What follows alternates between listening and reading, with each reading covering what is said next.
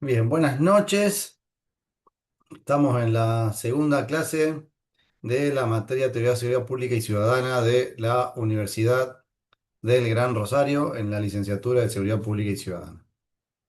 Nosotros tuvimos un primer encuentro donde hablamos eh, todo lo referido a cómo va a ser el cursado, todo lo que tiene que ver con cómo va a estar planteada la materia dentro de la plataforma y comentamos un poco de qué íbamos a hablar durante el cursado. Hoy nos toca comenzar a hablar un poco ya de la materia, de la unidad uno y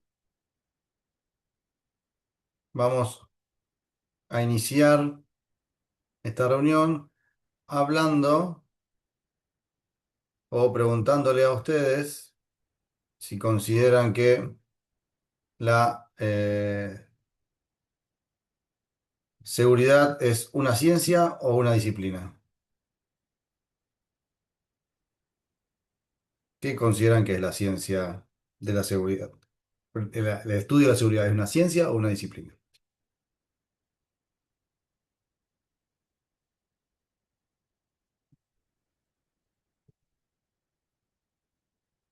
¿Y? Si lo decimos como estudio, es una ciencia. La aplicación para mí es la disciplina. Ujú. Bien. Gracias, gracias, Dante. ¿Alguien más? Profesor, lo que pasa es que para que sea ciencia también tiene que tener unos parámetros también que significa para que sea ciencia o no. Ah, ¿te acordás de No cuáles son sé esos si, parámetros? y los parámetros que tiene que ser, a ver, está la prueba de error, científicamente los elementos tienen que tener un resultado a cierta reacción.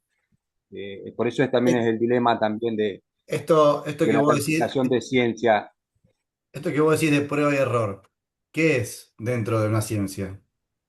Un método. Un método de Los métodos que comprobación. tienen. Bien, un método de comprobación. Exactamente, Tiene que tener, para que sea ciencia, para que algo sea determinado ciencia, tiene que tener un montón de elementos, como vos bien dijiste, y uno de esos elementos que debería tener es un método científico. O adoptar, o sea, un método científico propio, exactamente. o adoptar un método científico, adoptar y adaptar un método científico.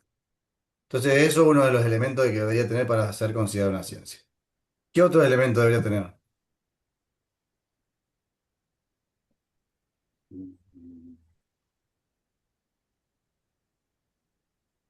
¿Alguien se le Eh, ocurra?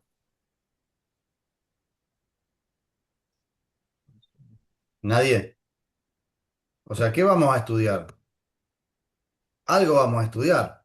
La ciencia se crea para estudiar algo, para dotar de, de saberes, de conocimientos, de conceptos a algo.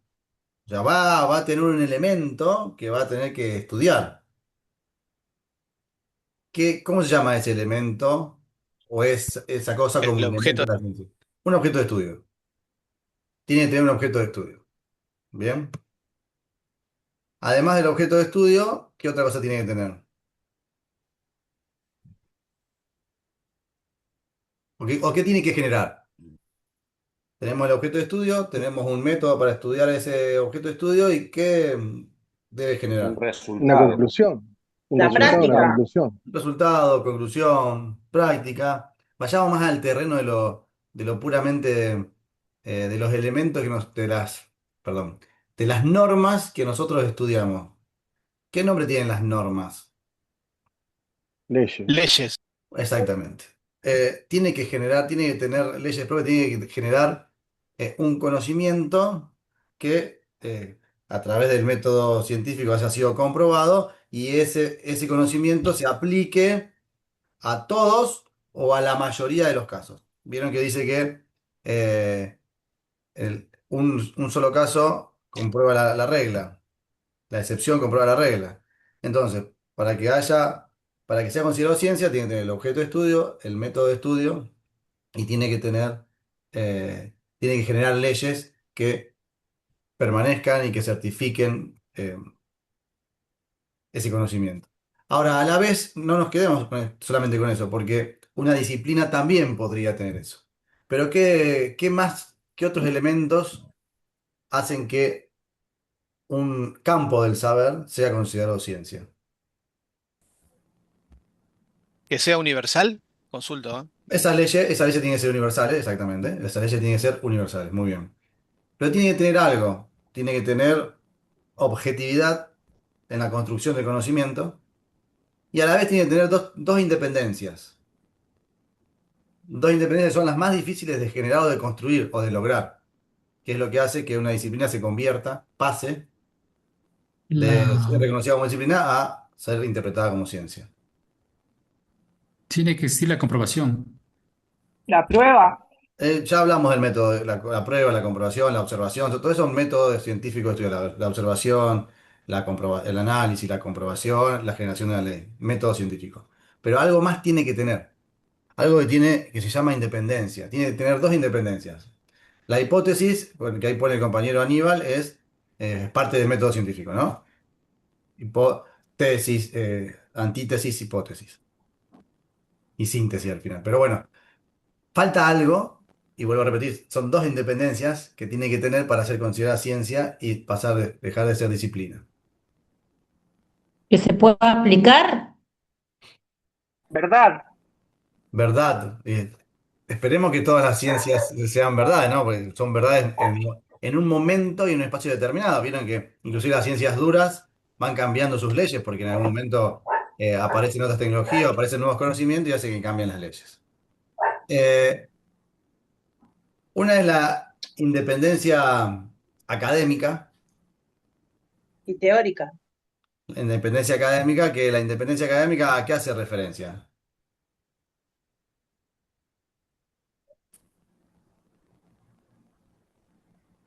La independencia A las fuentes académica de estudio.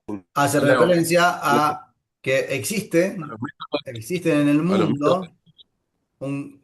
perdón, a Sí, los métodos de estudio, profesor. no, no.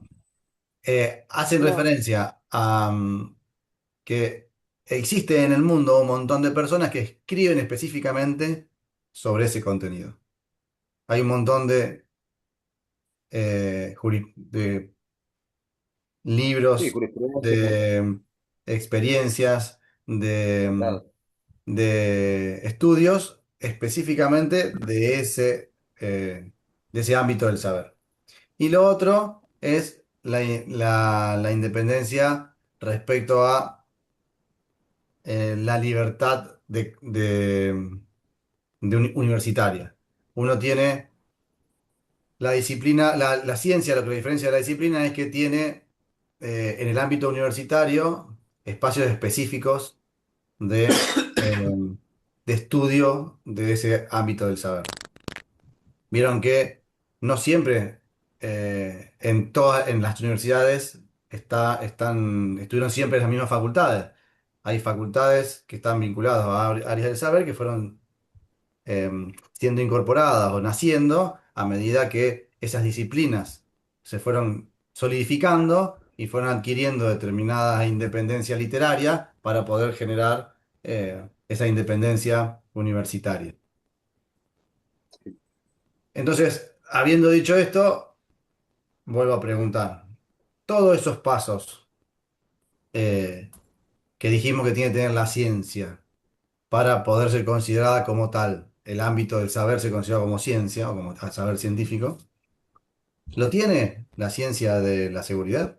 ¿Lo tiene el área de la seguridad?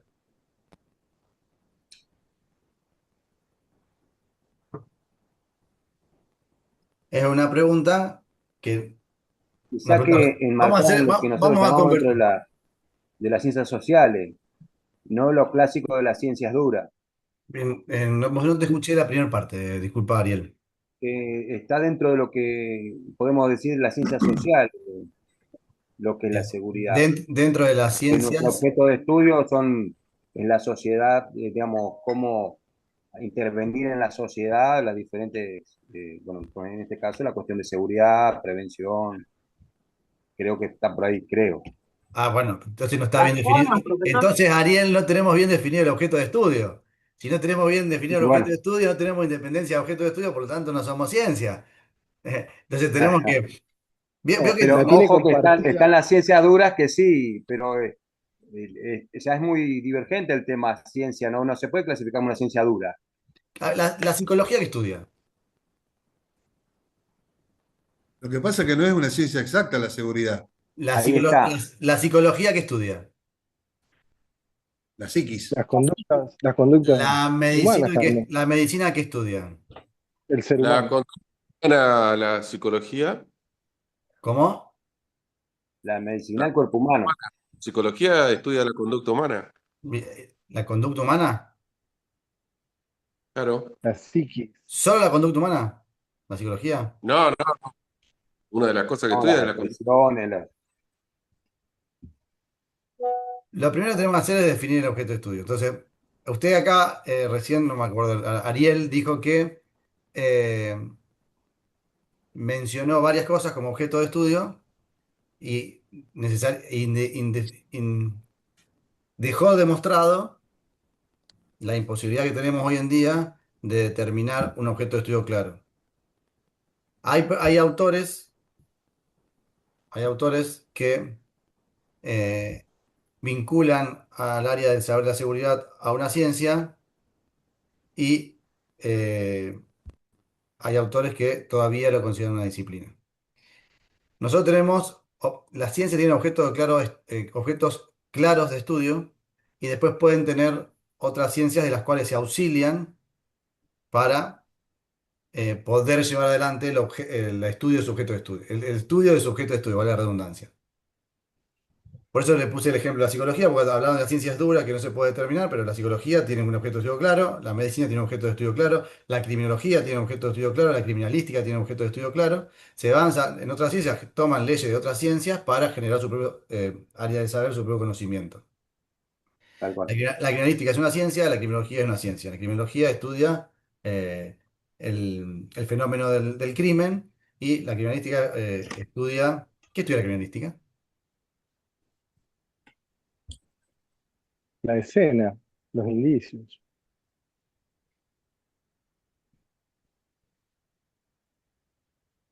La Fay Perdón, dice, repita la pregunta. ¿qué estudia la criminalística?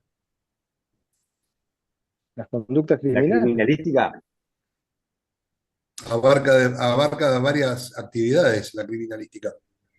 Pero Sí, busquemos en qué la parte estudia. forense. Aprovechen que tienen la tecnología ahí, tienen internet y tienen Google, pongan, ¿qué estudia la criminalística? La Para criminalística algo no está la estudia tecnología. las escenas del hecho para determinar a ciencia cierta quién fue el autor de ese hecho, Solamente basándose eso. en la búsqueda de indicios y demás, que después bueno, después se tiene transforma en... varias disciplinas auxiliares. Bueno, la criminalística se dota de los saberes de la física, de la química, de la matemática, de la estadística, de, de todas bueno, las ingenierías se dotan también de esas ciencias auxiliares. Eh, pero, ¿por qué pregunto esto? Porque la criminología estudia el crimen, la criminalística estudia el método de cómo se cometió un determinado crimen y Sí, la ciencia del delito estudia eh, el cómo, el por qué y el cuándo se cometen los delitos. Ya no estudia al criminal, no estudia al método que se utilizó, sino que estudia eh, todo lo relacionado al fenómeno del delito. Todo esto que dije era para generarle una pregunta, porque después una de las actividades que va a hacer dentro de la semana va a ser poder definir si es una ciencia, es una disciplina, el área del saber de la seguridad pública. Disculpe, la seguridad, perdón, la criminalística, ¿no Ujú. vendría a ser una ciencia parte de la seguridad como tal? O sea, una parte de las No, tiene, multidisciplinas que abarcan la seguridad. no, tiene autonomía del saber. La criminalística tiene autonomía del saber. Por eso es difícil determinar el, ob- la independencia de la seguridad, de la ciencia de la seguridad. La criminalística es una ciencia por sí misma y la criminología es una ciencia por sí Bien. misma. Inclusive tiene leyes. Vos cuando estudiás criminalística, seguramente muchos de acá, los que están acá, deben saber mucho más que yo, de criminalística en particular, pero cuando vos estudiás tienen leyes particulares, leyes específicas que se aplican a la criminalística, tienen métodos para ser utilizados dentro, por ejemplo, de la Métodos escena de del qué. crimen, y vos Perfecto, no sí, las sí, haces. sí, sí. A lo que me refiero es si se puede tomar a la criminalística como una de las tantas ciencias que conforman la seguridad como tal, como ciencia, Es una como ciencia una auxiliar, multidisciplinaria. ¿No sería una unificación de métodos Un auxiliar. científicos? no, las ciencias como la criminalística y la criminología son ciencias auxiliares de la seguridad. A eso me refería. Uno se va a dotar de lo que ellos ya crearon, ya estudiaron, ellos ya definieron para poder hacer su trabajo. Por eso quedaría como que sería una unificación de todas las ciencias para llegar a un objetivo, No, que justamente sería la criminalística. no, Puede Para ser mí la que, seguridad, no, Nos no, perdón, no. nutrimos. Vamos a puede ser hacer, que sea multidisciplinaria va- la vamos, seguridad. vamos a- es sí, multidisciplinaria es la necesidad de dotarse de De los saberes diversas áreas. de los saberes de otras ciencias. Por eso se dice que la ciencia de la seguridad es multidisciplinaria. Pero vamos a aclarar esto. No es que un conjunto de ciencias hace una ciencia, sino que Mm. hay un conjunto de saberes que generan un pensamiento científico, un área de saber científica, y ese área de saber científico se dota para poder generar sus propias leyes, o sea, para poder estudiar su objeto de estudio, generar su método de estudio y generar sus propias leyes, se dota de otras ciencias auxiliares o ciencias complementarias. Para la ciencia de la seguridad, la criminalística y la criminología son ciencias auxiliares o complementarias. No es que todas entonces la juntas seguridad generan la sí seguridad. se la puede considerar entonces como una ciencia la seguridad, porque tiene un método, tiene que estudiar y se puede Yo respaldar por la te voy a leer por en la esa semana, ciencia. cuando te genere actividad, voy a leer a Dardo Walter Gallardo, qué es lo que puso, y vas a poder ahí justificar tu forma de pensar respecto a esta pregunta que hice. Vamos a seguir ahora Bueno, con el contenido de la clase. Nosotros, esa era la presentación, eh, y acá hay Carlos González, Carlos González Escalada. eh, Establece en un escrito del 2013, que ya tiene sus años, pero que después lo sostiene en las actualizaciones que hace, en los simposios que da, que él claramente dice, no podemos denominar a la seguridad como ciencia cuando no podemos definir claramente qué estudia, ni siquiera podemos conceptualizar qué es la seguridad. ¿Y por qué digo esto? Porque es el concepto de seguridad, que es lo que nosotros tenemos que dar a continuación, es un, un concepto que se va construyendo junto a los cambios sociales que se van produciendo en un determinado tiempo y en un determinado espacio. Entonces, la conceptualización de lo que se entiende por seguridad o por inseguridad, que fue la última evolución que tomó la ciencia de la seguridad, la conceptualización que se hace varía de acuerdo al etos de cada espacio que nosotros estudiemos. ¿Qué quiero decir? Que los alcances y los parámetros para entender lo que es algo seguro no están solidificados, no están adoptados internacionalmente como únicos, sino que se van construyendo de acuerdo Claro, no, a las disculpe, personas profe. que lo analizan y a la realidad sociocultural del espacio que se analiza. Claro, no es universal, es propia de cada individuo en Cultura. cada sociedad. Lo que es Eh, delito en Argentina, tal vez en otra parte del mundo no lo sea. Tal cual. sí, el delito ya es algo muy puntual. Yo estoy hablando ya de lo que se entiende o lo que Por consideramos seguro, sí, como sí. seguro o inseguro, que es lo primero a definir para poder hablar de seguridad. Eh, si bien no hay una conceptualización única, no hay una generalidad o una universalidad, como bien dijiste vos, respecto a lo que se entiende de seguridad, sí, para esta cátedra lo que vamos a entender como seguridad es la definición por lo negativo de la conceptualización. Nosotros vamos a entender a la seguridad, y que esto lo vamos a aplicar durante todo el cursado, como la ausencia de. En vez de definirlo por lo positivo, lo vamos a definir por lo negativo. La seguridad es la ausencia de. Y esa ausencia de tiene tres elementos. Va a ser la ausencia de riesgos, la ausencia de peligros y la ausencia de amenazas. Tres, tres elementos que después nosotros lo vamos a ir desmenuzando y definiendo a medida que avancemos en el cursado. Pero ya vamos a ir anticipando que algunos elementos son intrínsecos y algunos elementos son extrínsecos. O sea, elementos propios de las personas y elementos por afuera de la persona. Esa es la definición básica y elemental que vamos a usar en esta cátedra para lo que es la seguridad.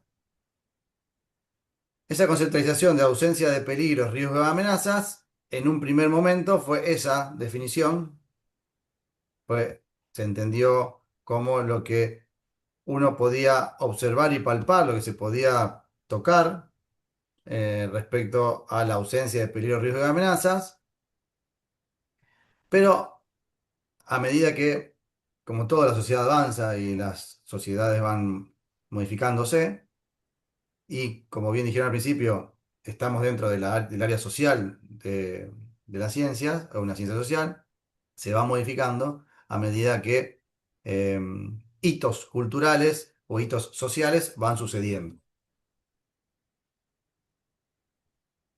Entonces, en una primera instancia, solamente contemplaba la parte objetiva de estas ausencias de peligro, riesgo y amenaza. O sea, si yo podía de alguna manera constatar que no había peligro, riesgo y amenaza, era un lugar seguro. En el avance se le sumó a esto otra parte, que ya esto es algo ya que hace años que lo venimos hablando y seguramente ya lo tienen, que he incorporado también a ustedes, que habla de la parte subjetiva de la inseguridad. Y esa parte subjetiva de la inseguridad, ¿cómo se conoce? La sensación, Seguridad. Se habla de la sensación. sensación de seguridad. Esa sensación de seguridad está íntimamente vinculada al miedo, al miedo. Entonces, en una primera evolución tenemos el concepto de objetividad que se le suma al concepto de subjetividad. Ese concepto de subjetividad es lo que le conocemos como sensación de seguridad y vinculado al miedo. Ya no es un dato objetivo, no es algo palpable, algo que se pueda medir, sino que es algo que es más abstracto, es un poquito más complejo de poder cuantificar. No es imposible porque vamos a ver que después, cuando veamos una clase particular, vamos a ver que hay herramientas para poder cuantificar esa sensación de seguridad. Y fíjense que yo repito seguridad porque en una segunda evolución ya se deja de lado el concepto sigue manteniendo el concepto de seguridad objetiva, pero cuando se habla de la parte subjetiva, se transforma en inseguridad. Y hoy hablamos de inseguridad subjetiva. Hablamos de seguridad objetiva y de inseguridad subjetiva, que es una cuestión meramente de cómo lo exteriorizamos. Quiere decir lo mismo, pero se habla más de la inseguridad y no tanto de la seguridad. Cuando vayan a ver los autores, van a ver que los autores ya hoy escriben sobre la inseguridad subjetiva y no sobre la seguridad subjetiva. Esperen que sigo admitiendo gente. Profe, Sí, entonces creo los que viene a objetivos de la sensación por parte de la seguridad. ¿Cómo? Usted dijo que lo subjetivo es parte de la sensación que tiene uno de seguridad. Lo que yo dije es que nosotros vamos a utilizar el concepto de seguridad como ausencia de peligro, riesgo y amenaza, que es lo básico, lo inicial. que en una primera instancia solamente se entendía como algo seguro lo Lo que uno palpable. podía medir y palpar respecto a si robaban, no robaban, quemaban, no quemaban, violaban, no violaban. Solamente contemplaba eso, el estudio de la seguridad. Luego también se sumó a otro elemento que afectaba a la seguridad, que es lo que las personas sienten, y se conoce como subjetividad. Esa subjetividad es lo que la mayoría de nosotros nombra como sensación de seguridad. Esa Eso viene a sensación de través de la seguridad se estadística. produce por el miedo que la gente tiene a sufrir Sí. Un robo, Las un un encuestas, robo. las encuestas, profe. Fíjense que todavía sigo hablando de robo, amenazas, violaciones, porque todavía estamos hablando, estoy en el inicio del concepto de seguridad, que Claro, a veces, solamente se vinculaba a todas las cuestiones relacionadas a la seguridad personal, porque Perfecto. en el inicio del estudio de la seguridad, nosotros vamos a tener que hacer ahora un recorrido histórico. Presentamos el concepto de seguridad. Dijimos el elemento que tenía primero y dijimos qué elemento adquirió después. Ahora vamos a empezar a hablar de la evolución del concepto de seguridad. El- Nosotros tenemos eh, que pasar desde lo que se entendía hace más de 500 años, más de 600 años, más de 800 años, como seguridad y a quién iba dirigida. Nosotros tenemos un primer eh, concepto de seguridad que estaba atado. Ahora vamos a empezar a atar el concepto a determinadas personas o a determinadas construcciones sociales. Cuando se comenzó a hablar de la seguridad, cuando se comenzó a hablar de, de los hechos de inseguridad, eh, se comenzó a hablar porque las personas comenzaron a vivir en sociedad. Esas pequeñas primeras sociedades estaban conformadas por dos grandes grupos sociales, quienes tenían el poder y a quienes se le ejercía el poder. Quienes tenían el poder, ahí tenemos reyes, emperadores, señores feudales, personas que tenían eh, poder y determinación sobre un determinado territorio y sobre determinada cantidad de personas. O sea, podían ejercer un determinado poder sobre un espacio geográfico y sobre un cúmulo de personas. Esos eran los señores que tenían el poder y los súbditos.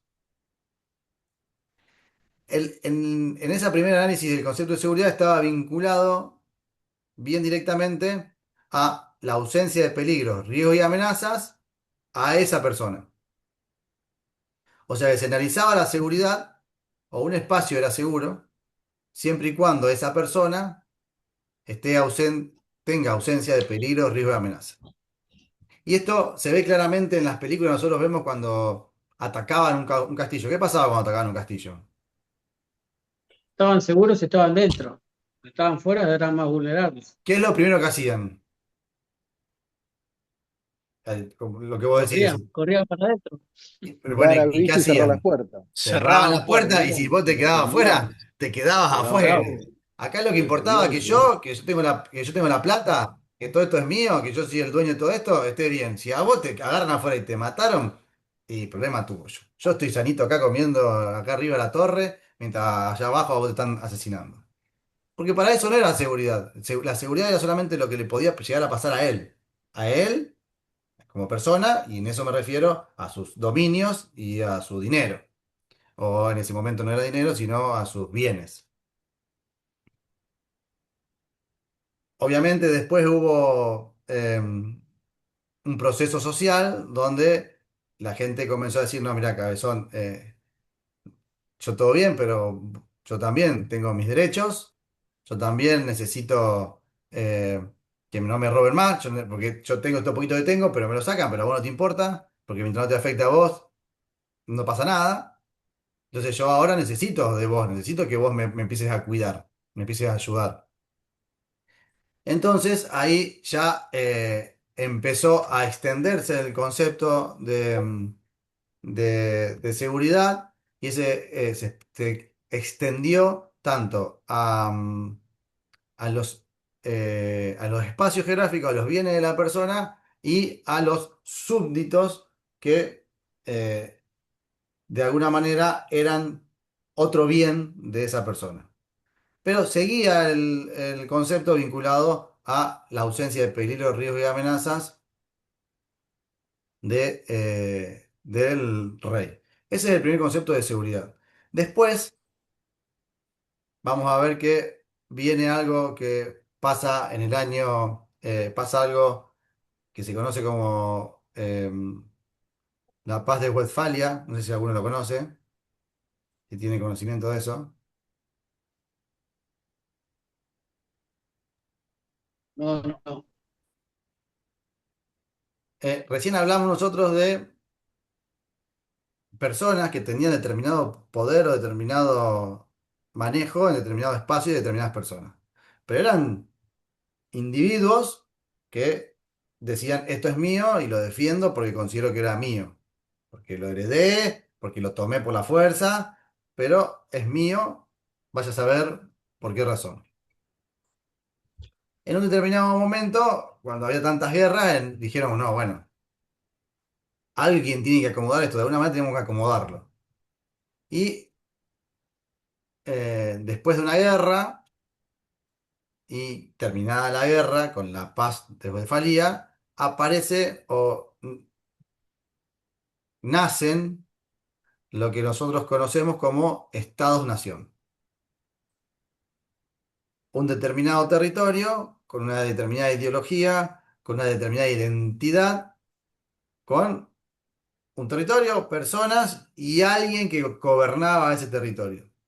Alguien que o sea, un grupo de personas le habían otorgado a esa persona, no el súbdito, todavía no, sino quienes tenían ese poder de determinado territorio, han elegido a alguien para que los representara como Estado-nación.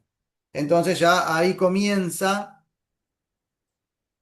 a aparecer un concepto que nosotros hoy lo identificamos como soberanía, es un concepto que va atado directamente a la primera evolución del concepto de seguridad vinculado a elementos o a elementos sociales, que es la defensa del Estado-nación. Ese grupo de personas que se juntaron, que le dieron el poder, quienes tenían el poder se lo dieron a otro y asumió el poder de todos, lo que hace es asumir el poder y ejercer el monopolio de la fuerza. Pero ya el monopolio de la fuerza o la seguridad no estaba vinculado a ella, a esa persona que tenía poder, sino que estaba vinculado ¿a qué? Estaba vinculado a ese espacio que tenía la obligación de defender. O sea que ya pasó de un concepto de seguridad personal por el poder en sí mismo a un concepto de seguridad nacional defendiendo el espacio nacional. O sea que a partir de ahora lo que se considera seguro es todo aquello que no afecte a los intereses de ese Estado nacional. Con la aparición de los Estados-nación se traslada entonces el concepto de seguridad a la defensa de los intereses del Estado-nación. ¿Hasta ahí vamos? ¿Sigo?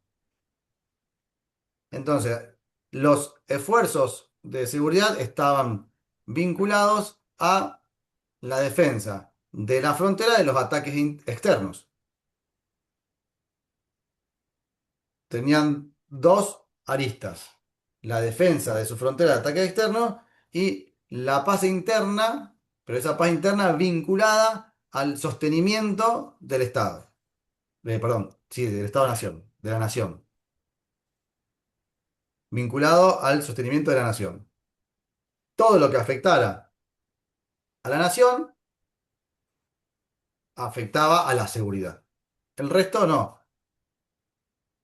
Cualquier tipo de delito que no afectara a la nación, o sea, lo que hoy conocemos como delito, que no afectara a la nación, no importaba a los fines de la seguridad.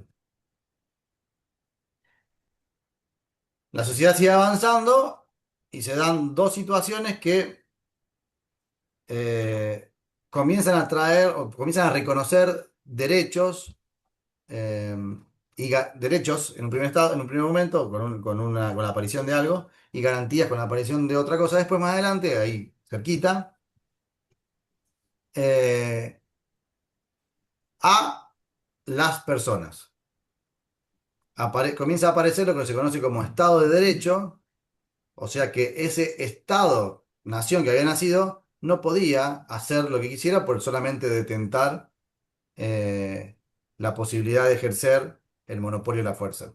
Tenía que hacerlo, pero enmarcado en determinados límites que comenzaban a darle o comenzaban a eh, trasladar el concepto de seguridad del Estado únicamente también a las personas que vivían en ese estado y que tenían o comenzaban a tener derechos reconocidos por las constituciones de determinados estados-nación. Comienzan las constituciones de los determinados estados-nación.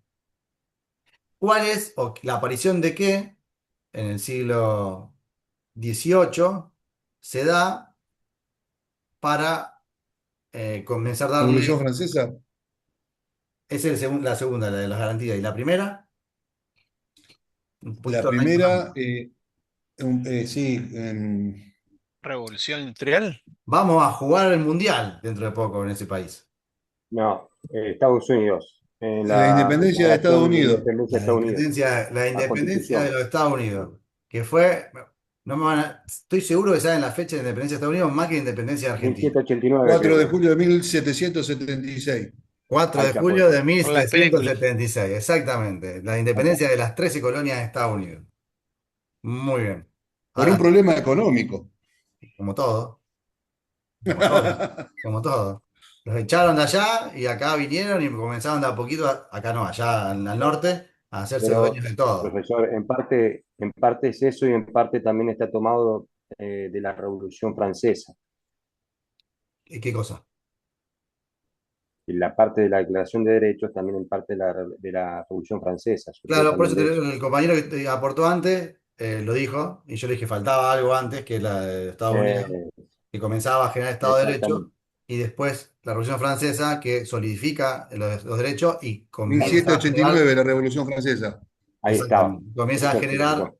comienza a generar las garantías de esas personas. No solamente que tiene derechos, sino que tiene garantías sobre esos derechos. Entonces, esos dos elementos te dicen, bueno, pará, vos Estado está todo muy bien, pero tenés gente que vive con vos y vos tenés eh, una responsabilidad hacia esas personas. Y esas personas ya no son más súbditos ahora, no es que te deben a vos y pleitesía. Ahora comienzan a adquirir otro nombre. ¿Y cómo se los comienza a llamar a esas personas? Ciudadanos. Ciudadanos. Aparece la determinación de ciudadano, que eso le da una caracterización muy particular y que no solamente es una palabra porque sí, sino que trae aparejado un montón de cuestiones. Y para la seguridad, obviamente, como una ciencia social o como es un área del saber social, eh, comienza a modificar lo que entienden, lo que se debería entender por seguridad. Llegamos a la revolución de Estados Unidos, a la independencia de Estados Unidos, llegamos a la Revolución Francesa y ahí ya el próximo cambio que dijimos, ya el ciudadano comienza a tener derechos y garantías y comienza a poder exigirle al Estado que le brinde lo que él necesita, que se haga cargo de su seguridad y que además le garantice que va a poder vivir en paz, en libertad. Y fíjense que todavía sigo hablando en esta etapa de derechos vinculados a lo personal. La seguridad, hasta este momento, solamente se entiende como peligros, riesgos, amenazas del quite de la vida, de la posibilidad de sufrir una lesión, de ser despojados de tus bienes o de sufrir alguna cuestión relacionada a la agresión sexual. Estamos en una época donde, por ejemplo, todavía se permitía la venta de esclavos. O sea, fíjense que la limitación de la libertad personal muchas veces no era considerado tampoco delito. Así que fíjense que todavía hay un camino por... Claro, pero tenía que ver también, disculpe, con quién era considerado ciudadano y quién no. El ciudadano tenía derechos y el que no era considerado ciudadano por determinadas características propias sociales no tenía esos derechos, entre ellos la libertad, la seguridad, trabajo y todo lo demás. Y eso mucho no cambió, porque hoy en las constituciones de cada país, si sos ciudadano tenés unos derechos y si no sos ciudadano no tenés determinados derechos. Hay como que también hay niveles de ciudadanía dentro de los países hoy modernos y contemporáneos. Pero muy bueno tu aporte. Gracias, Eric, por aportar eso, porque sí tienes razón y suma lo que estamos hablando. Pero la historia continúa. La historia continúa y ahí todavía seguimos hablando estamos en el quiebre del concepto de seguridad pública y comenzamos a incorporar el vocabulario, pero todavía en el paradigma que se sigue analizando, el paradigma de la seguridad pública, donde el Estado es el centro, se comienza a involucrar al ciudadano en las responsabilidades del Estado hacia el ciudadano, pero el Estado sigue siendo el centro de todo. El ciudadano por ahora solamente es el objeto de la seguridad. No tiene ningún tipo de participación. Sigue evolucionando. Aparece la Primera Guerra Mundial, la Sociedad de Naciones, al final de la Primera Guerra Mundial. Termina la Primera Guerra Mundial, después de unos años arranca la Segunda Guerra Mundial. Y ahí, con la Segunda Guerra Mundial, cuando termina la Segunda Guerra Mundial, ¿qué aparece en el mundo? Ahí comienza a hablarse un poco de lo que es seguridad internacional. Todavía no está consolidado, pero comienza a hablarse un poco de seguridad internacional. Pero lo vamos a dejar para más adelante. Pero cuando termina la Segunda Guerra Mundial, aparece en el mundo algo. ¿Qué aparece en el mundo? La ONU. La ONU, Aparece la ONU en el los derechos mundo. humanos. Y ahí vamos a hacer un paréntesis. Seguridad internacional lo vamos a dejar más adelante. La ONU aparece muy bien, la Organización de Naciones Unidas, con la Carta de Naciones Unidas y la Declaración la Declaración de todos los pueblos libres del mundo. Pero em, lo que aparece, voy más a una cuestión social y política en el mundo. Los derechos humanos, No. la declaración a nivel después Global. de los juicios de Nürburgring, se establecieron las distintas relaciones entre las personas a nivel mundial sobre los derechos de cada uno. No voy a eso. Ah, bien. Voy La Guerra a... Fría. Seguridad Nacional. Globalización. No, Globalización. ahí alguien tiró algo que tiene que ver con la época en la que estamos entrando del año. Estado de Seguridad Nacional. El Estado de Seguridad Nacional. La Guerra Fría, profesor. ¿Cómo? Bien, vamos a acomodar. ¿Alguien dijo Guerra Fría? Globalización. Sí, estoy hablando de la Guerra Fría. Y por ahí una compañera, creo que Norma, tiró algo. Y quedó ahí, pasó. Después de la Segunda Guerra Mundial, Estados Unidos usó la palabra seguridad para elaborar el concepto de Estado de Seguridad Nacional. Esto se utilizó para designar a la defensa militar y a la seguridad interna frente a las amenazas de revolución, la inestabilidad del capitalismo y la capacidad destructora de los armamentos nucleares. Oh, ¿eso te lo sabes todo vos? Te lo dio No, Google. el apunte, estoy leyendo el apunte que usted. Estoy leyendo el apunte. Bueno, lo dijo todo ya ella. Nosotros tenemos, con la aparición de la Guerra Fría, se divide el mundo en dos filosofías de vida, que uno es el capitalismo, ¿no? ¿Y la otra cuál es?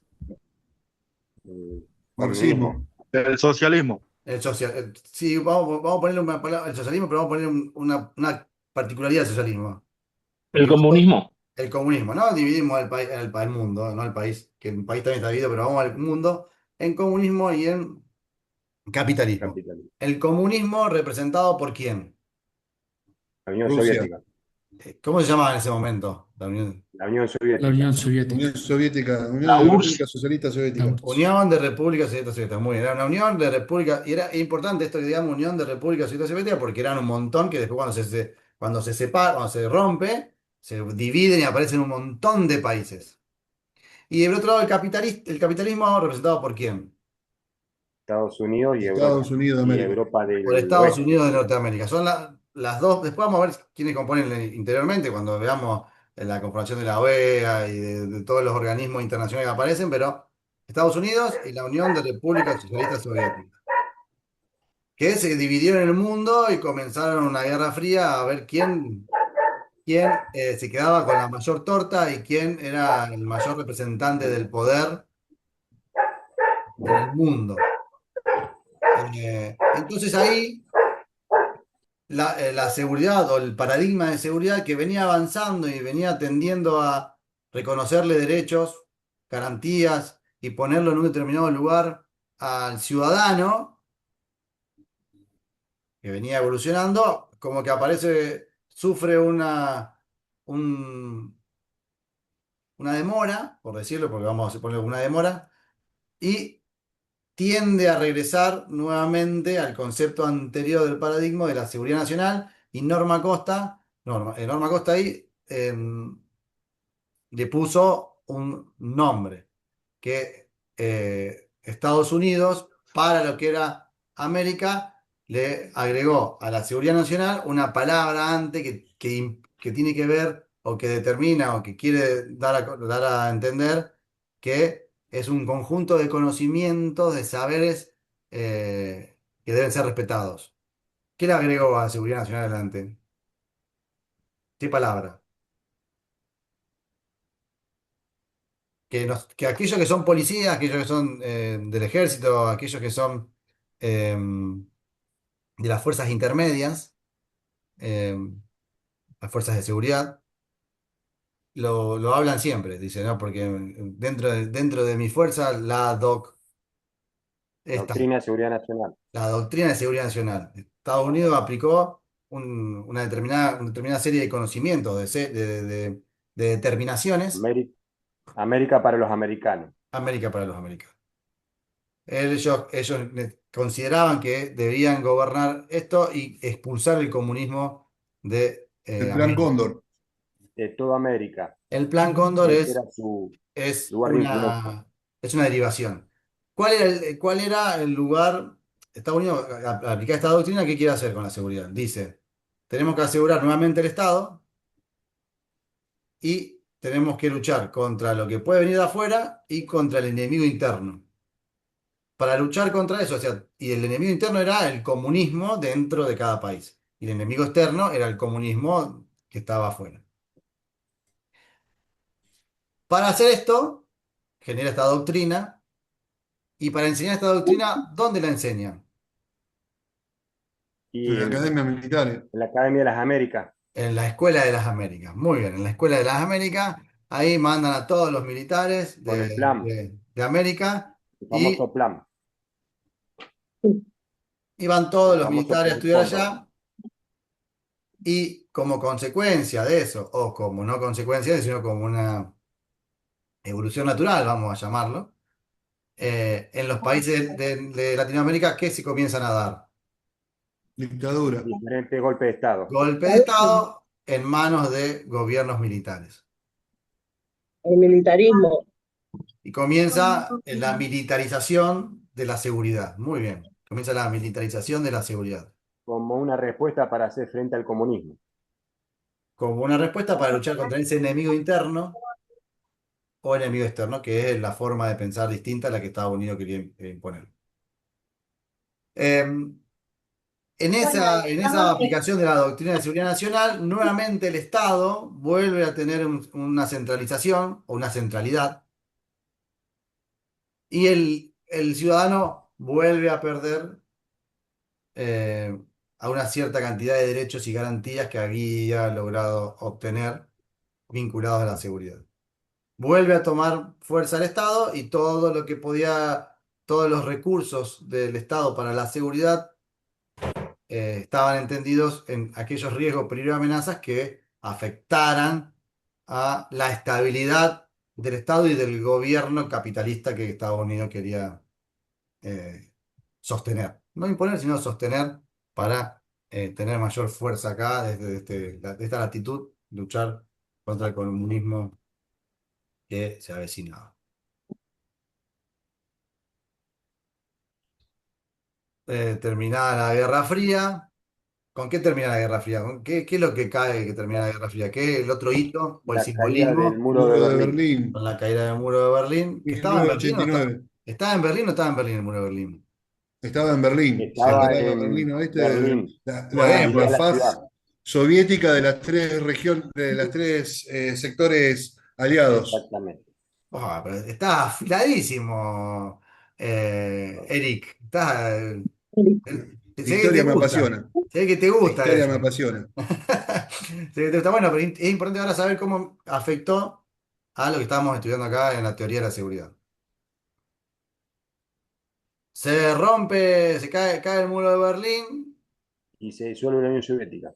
se disuelve la Unión Soviética, aparecen un montón de otros países y supuestamente Estados Unidos abandona la intención de América para los americanos y comienzan en la mayoría de los países de Latinoamérica a regresar a los gobiernos democráticos, algunos más temprano, algunos más tarde, algunos más sostenidos y otros con más dificultades, pero vuelve a evolucionar el concepto de la seguridad y ya el Estado comienza a perder la centralidad y comienza nuevamente a retomar la centralidad el ciudadano. Y acá sí tomamos de vuelta, volvemos a lo que habíamos dejado ya de seguridad internacional, traemos a las Naciones Unidas, que con la caída del muro de Berlín toma muchísima más fuerza, toma muchísima más potencia, y comienza a determinar qué tenía que entender el mundo por seguridad, tanto a nivel nacional como a nivel interior. Y ahí comienza a dividirse en el mundo lo que se entendía por seguridad en tres grandes partes que conforman los sistemas actuales de seguridad de los países. La seguridad nacional, la seguridad interior y la inteligencia nacional. Son los tres elementos en los que se divide hoy todo sistema de seguridad nacional, con sus particularidades, con sus distintas dependencias cada uno, pero son los tres elementos que hoy conforman en seguridad los estados modernos. Y le otorga en esa conformación dentro de lo que es seguridad interior al ciudadano preponderancia por arriba, preponderancia por encima del Estado. Si cambia la conceptualización, dejamos de pensar, dejamos de usar el vocabulario de seguridad pública y pasamos a usar un vocabulario que se conoce como seguridad ciudadana, donde los esfuerzos, los recursos y toda la energía tiene que estar orientada a evitar que haya riesgo, peligro y amenazas para el ciudadano. Ya el Estado pierde centralidad y solamente la sostiene en el elemento seguridad nacional y lo pierde en el elemento de seguridad interior. El mundo sigue evolucionando, los países en su mayoría evolucionan a las democracias y las distintas formas de democracias y solidifican los derechos humanos, como dijo un compañero antes, y ya en la última transformación del concepto de seguridad se despoja de solamente lo personal y comienza a entenderse la seguridad como afectación a el desarrollo de la persona y pasa el concepto de seguridad personal o el de seguridad ciudadana, que es lo mismo, deja de ser paradigma de seguridad ciudadana para convertirse en paradigma de seguridad humana y la seguridad ciudadana pasa a ser un elemento más del paradigma de seguridad humana. dentro del paradigma de seguridad humana, dentro de uno de los 7 elementos o de las 7 dimensiones de la seguridad humana, la seguridad personal o seguridad ciudadana es uno de ellos. Hoy el Estado tiene la obligación para considerar que una persona es segura, tener solidificado y tener resuelto las 7 dimensiones de la seguridad. O sea, hoy para entender si un país brinda seguridad a un ciudadano, se analizan las 7 dimensiones de la seguridad y no solamente la seguridad personal, como se hacía hasta hace unos años, con distintas tasas para medir cómo iba a evolucionar la seguridad. Por ejemplo, ¿cuál es la tasa internacional que se toma para medir la seguridad personal o seguridad ciudadana dentro de un Estado?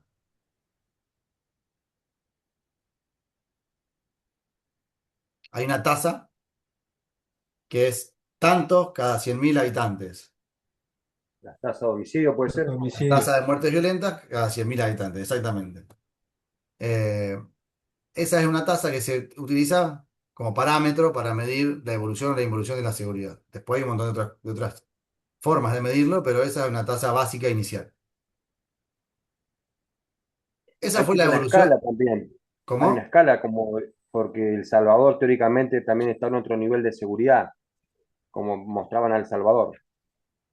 El Salvador es un caso que nosotros vamos a analizar durante el cursado, que va a ser algo muy interesante para comparar eh, y entender, porque es lo que ahora voy a seguir a continuación, que si bien yo hice una evolución de la seguridad, eso respondía a las necesidades de ese momento y ese espacio.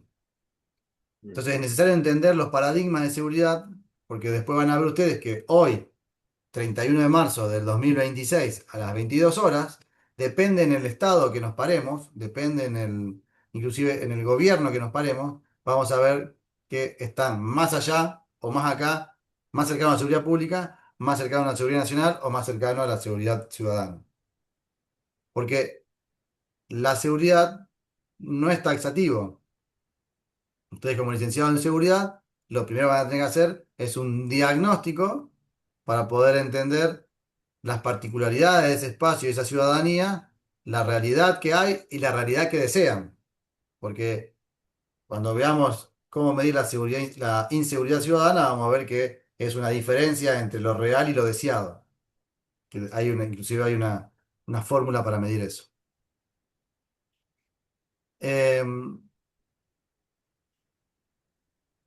Y no sé por qué me perdí ahora, me fui de eje, me fui de eje. Seguridad humana estamos, que se transformó el concepto ahora en seguridad humana. Sí, ya lo había dicho eso y ya me perdí ahora. Eh, No, y habló de los parámetros que hacían. sí, no me voy a acordar. Ah, Bueno, del uno, me del fui, uno me cada fui, 100.000. me fui mal. Bueno, vamos a ¿Las repasar. dimensiones? No. Ya la Ah, 7 dijimos, dimensiones. las 7 dimensiones de seguridad humana. Sí, Entonces ¿cómo se ya medían las dimensiones? hablamos del concepto de seguridad, hablamos de la evolución. Ah, eso quería decir. Ya cerramos la evolución, dijimos hasta dónde habíamos llegado. Dijimos los elementos que tienen los estados modernos hoy en día. Y tendríamos que comenzar a tocar otros temas. Voy a repasar ahora, déjenme que repaso. Ah, eso me faltaba. Yo recién venía hablando y dije que podemos tener diferentes paradigmas aplicados hoy en día en distintas partes del mundo, porque hacen referencia, están unidos a las necesidades particulares que, que tiene ese Estado. Fíjense que hoy nosotros hablamos de seguridad ciudadana y seguridad democrática y seguridad humana, y si analizamos las medidas que tomó, y por esto me perdí, si analizamos las medidas que tomó Bukele en su país, vamos a ver que distan mucho de lo que se considera aceptable y no dentro del paradigma de seguridad humana. Entonces, podemos analizar que aplicó una conceptualización más relacionada a la seguridad pública. Inclusive cuando nosotros analicemos Argentina, vamos a ver que hay dos hitos muy importantes que pasaron acá en Argentina y que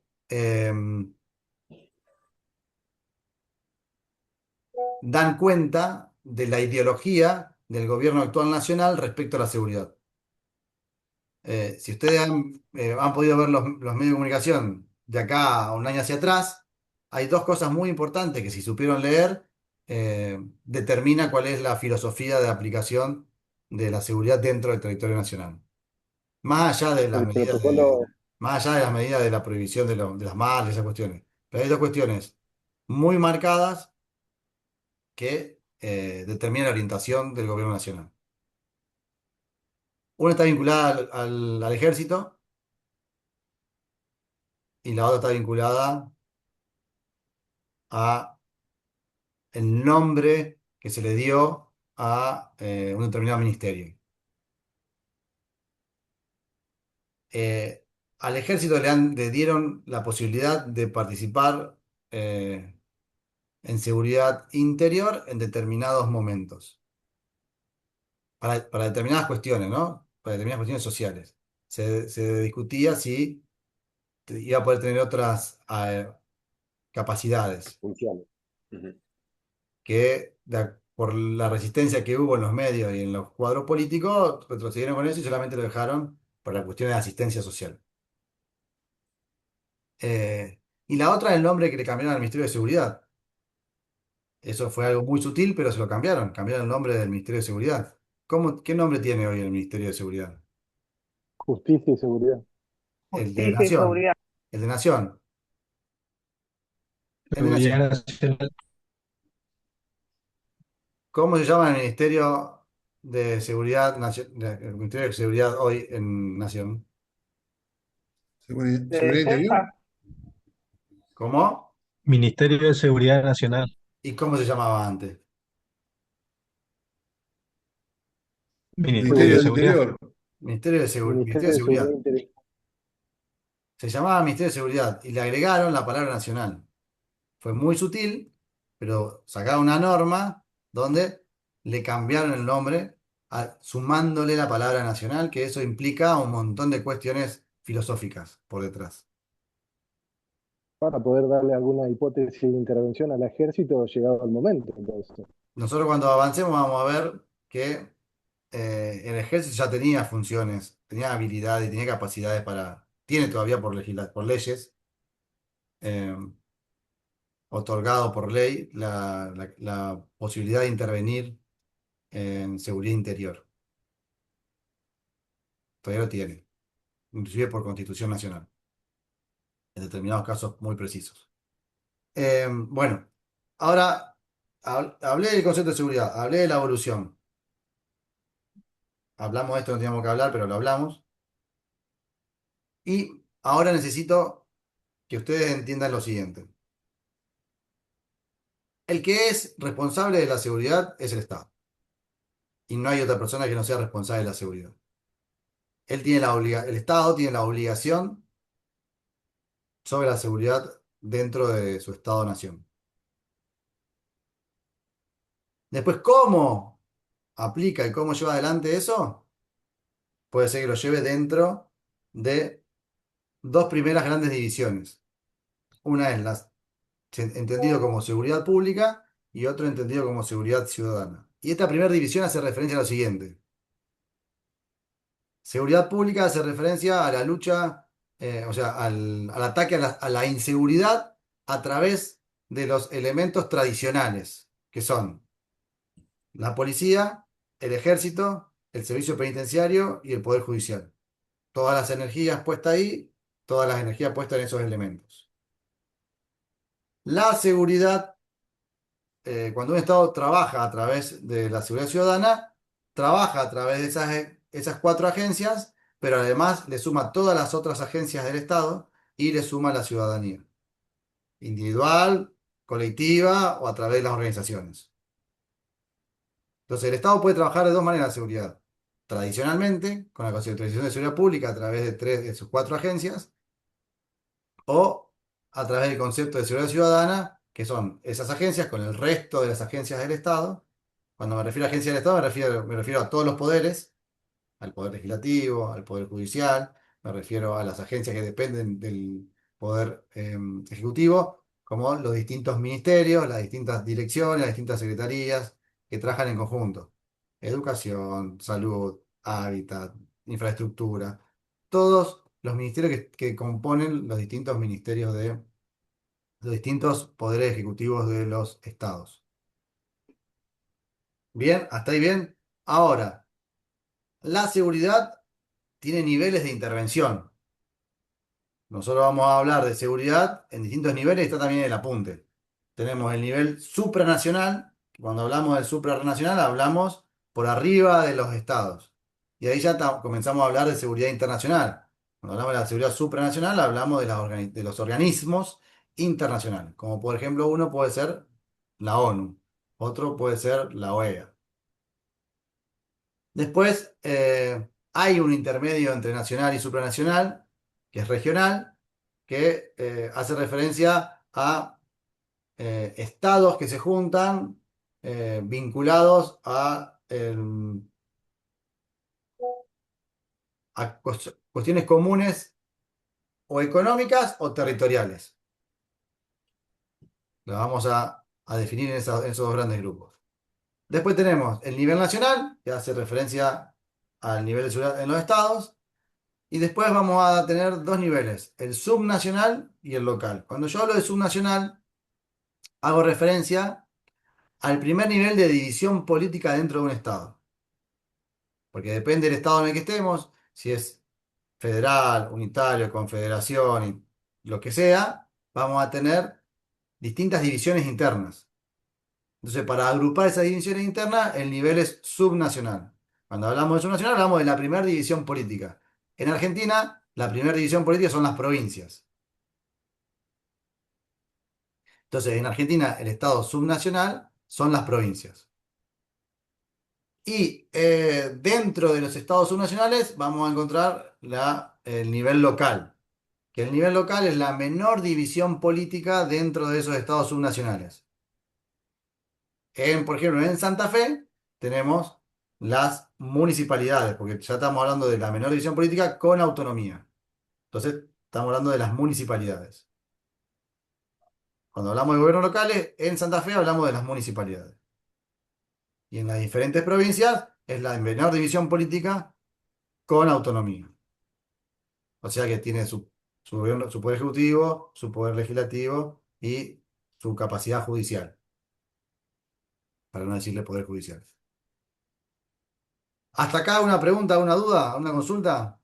Ya hace 80 minutos que me están escuchando decir cosas sin sentido que pocos entendieron seguramente.